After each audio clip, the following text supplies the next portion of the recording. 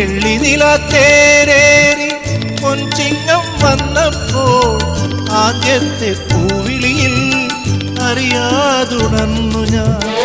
ജന്മപുണ്യമായി കൈവരും സ്വപ്നമായി തുമ്പിലയും നീർത്തിവച്ച് നോറ്റിരുന്നു ഞാൻ.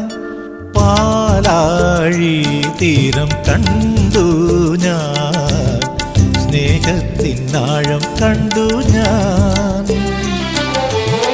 പൂച്ചെണ്ടിനു കൈ നീട്ടി പൂക്കാലം വരവേറ്റു, ഒരു സ്വർഗാരാമം നീളെ കൈവന്നു.